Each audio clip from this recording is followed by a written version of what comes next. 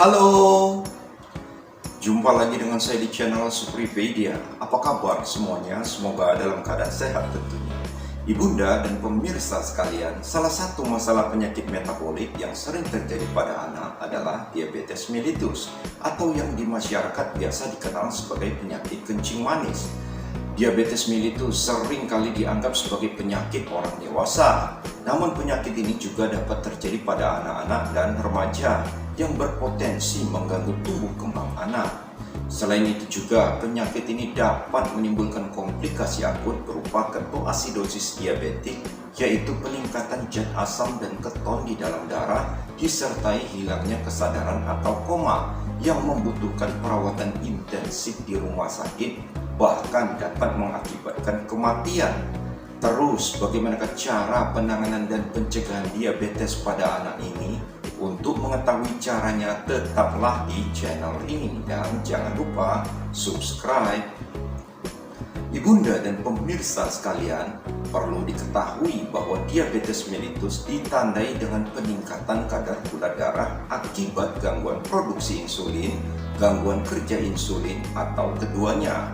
Hormon insulin ini berperan untuk membantu sel-sel jaringan tubuh menggunakan gula darah sebagai sumber energi. Sebanyak 90% diabetes pada anak adalah diabetes mellitus tipe 1.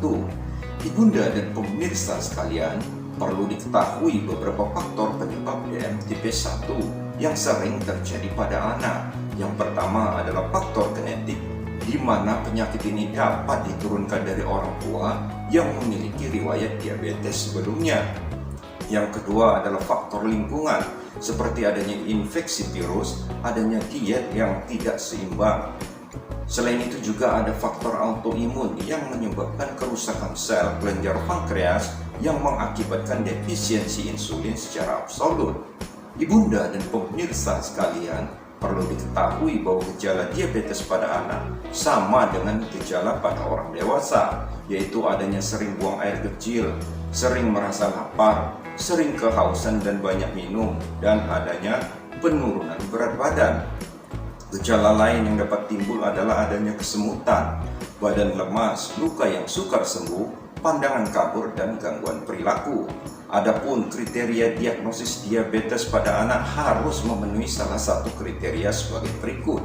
Yang pertama, adanya gejala klasik diabetes dengan kadar gula darah plasma sewaktu lebih dari 200 mg per desiliter dan kadar gula darah puasa plasma lebih dari 126 mg per desiliter dan gula darah 2 jam setelah makan melalui uji toleransi glukosa oral lebih dari 200 mg per desiliter dan kadar HbA1c di atas 6,5%, di mana HbA1c merupakan hemoglobin terglikosilasi yang menggambarkan kondisi kadar gula darah 8-12 minggu sebelumnya.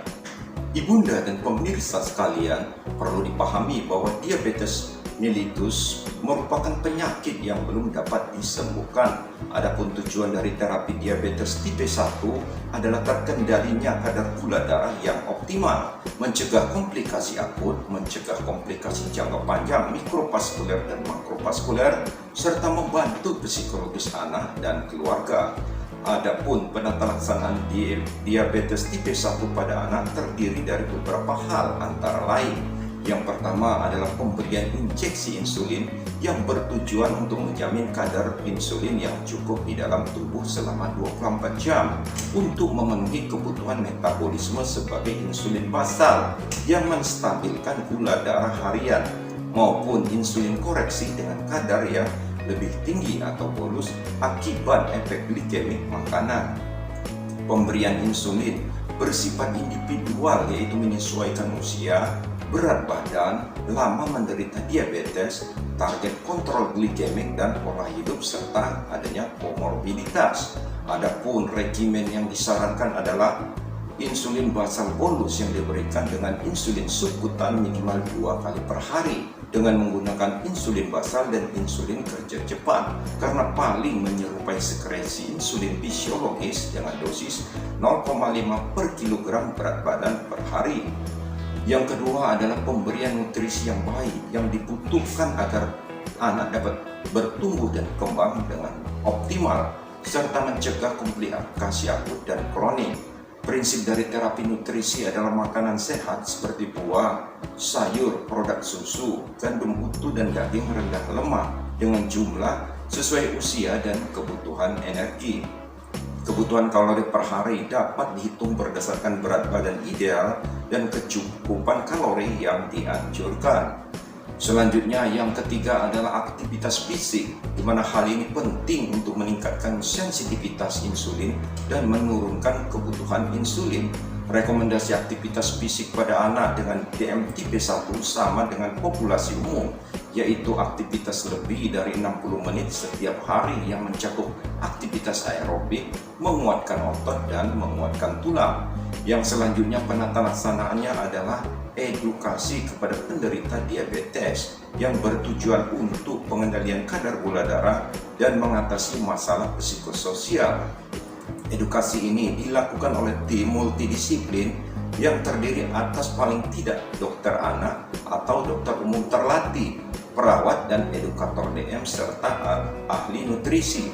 Edukasi meliputi pengetahuan dasar mengenai DM tipe 1, pengaturan makan, pemberian insulin meliputi jenis, dosis, cara penyuntikan, penyimpanan, dan efek samping, serta pertolongan pertama kedaruratan DM tipe 1 seperti hipoglikemik, pemberian insulin saat sakit. Ibunda dan pemirsa sekalian, perlu dipahami bahwa komplikasi diabetes mellitus tipe 1 mencakup komplikasi akut dan kronik. Pada anak, komplikasi kronik jarang menimbulkan manifestasi klinis signifikan saat dalam pengawasan dokter anak.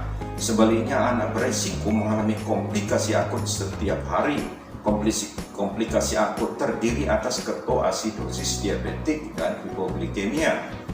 Kriteria ketoasidosis diabetik mencakup hiperglikemia, adanya asidosis, ketoanemia. Gejala ketoasidosis diabetik antara lain adalah dehidrasi, takikardi, takipmu, sesak napas, napas berbau aseton, adanya mual, muntah, dan nyeri perut, serta penurunan kesadaran.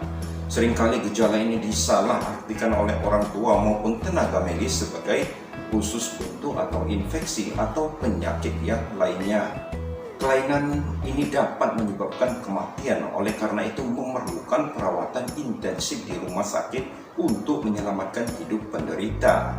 Ibunda dan pemirsa sekalian, hal penting yang perlu dilakukan adalah pemantauan untuk mengurangi morbiditas akibat komplikasi akut dan kronik yang dilakukan selama perawatan di rumah sakit ataupun di rumah.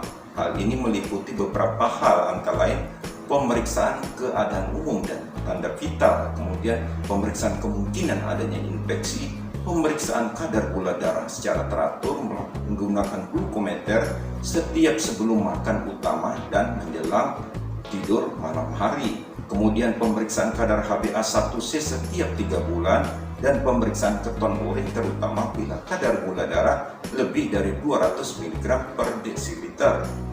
Kemudian pemeriksaan fungsi ginjal dan pemeriksaan funduskopi untuk melihat adanya tanda-tanda diabetik retinopati, serta pemeriksaan tumbuh kembang pada anak. Kapan saja. Ibunda dan pemirsa sekalian, demikianlah tips penanganan dan pencegahan diabetes mellitus pada anak ini kiranya dapat bermanfaat bagi ibunda dan pemirsa sekalian.